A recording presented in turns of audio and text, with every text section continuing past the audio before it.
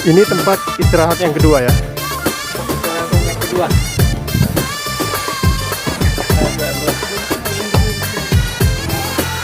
Lumayan.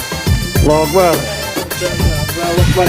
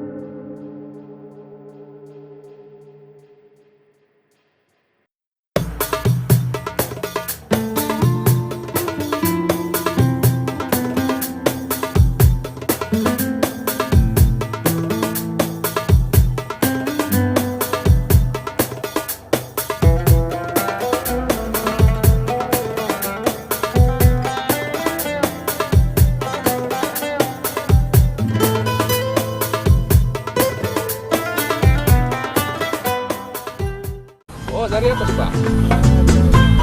Iya, olahraga. Olahraga. Ya. Olahraga Dari juga. keringat. Iya. Iya. Mantap. Izin Pak ya. Wah, mantap, Pak.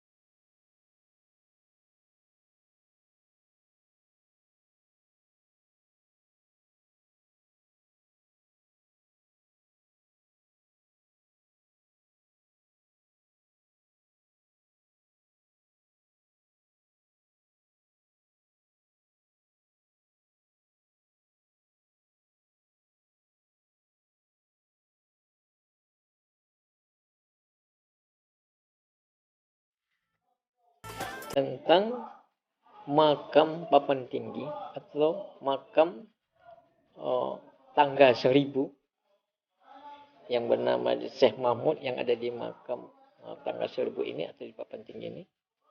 Di sini kita melihat panjang makam. Panjang makam ini kalau dari hasil pengalaman saya selama saya di sini 9 tahun. Sudah 9 tahun saya di sini. Berdasar hasil pengalaman saya di sini, pernah melakukan 3 kali pengukuran kepada makam. Pengukuran pertama dapat 7 meter 15 cm. Dan pengukuran kedua dapat 8 meter. Pengukuran ketiga dapat 8 meter 20 cm.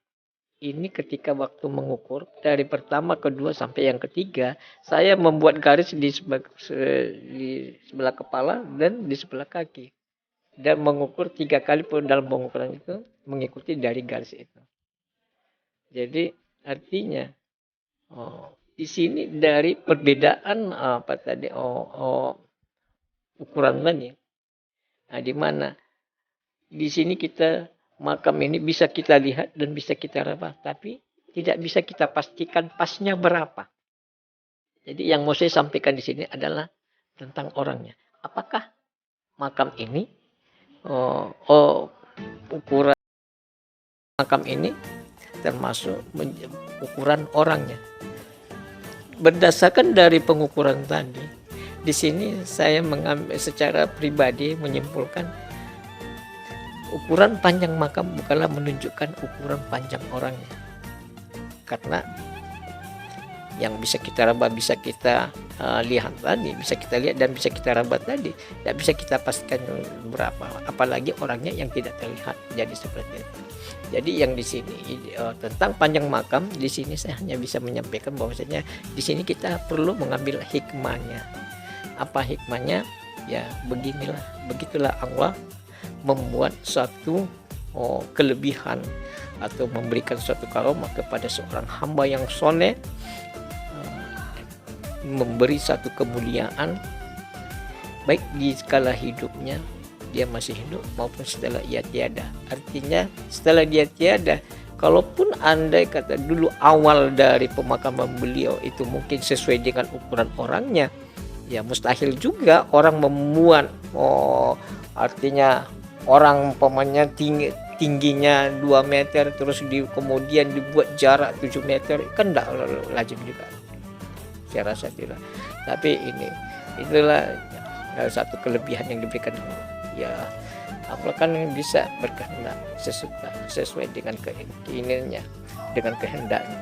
Ya, artinya dengan makam itu tadi Allah tinggal bicara atau tinggal ngomong, "Hai makam kamu panjang." Bisa saja seperti itu, karena ini adalah bentuk satu kuasanya Allah. Ya, itu dibuktikan setelah kita dalam pengukuran itu tadi. Jadi artinya panjang makam ini adalah bentuk satu kelebihan kelebihan kepada seorang hamba, yang mana seorang hamba tadi benar-benar telah dekat kepada Sang Maha Pencipta. Dan ditambah lagi kan ilmunya yang sangat dalam tentang mengenal Tuhan. Seperti itu. Nah, itulah tentang makam. Kemudian di sini saya juga mau menyampaikan tentang tangga. Tangga ini semenjak beliau itu sudah tiada, sudah wafat, tangga itu sebenarnya belum ada.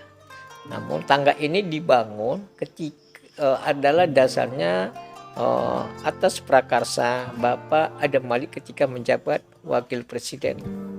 Dan pelaksanaan pembangunan tangga itu sendiri diawali sekitaran tahun 1986.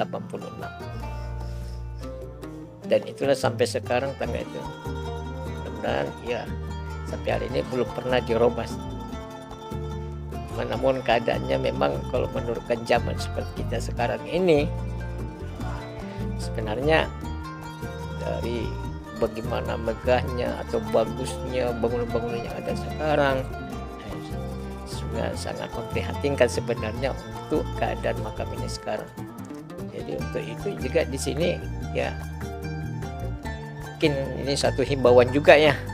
Nah, mungkin satu himbauan juga bagaimana rasanya hulu daripada Islam, sementara kita Islam itu sendiri di Indonesia yang malah mayoritas. Kenapa hulunya dari masuk awalnya Islam itu masuk ke Indonesia ini terabaikan?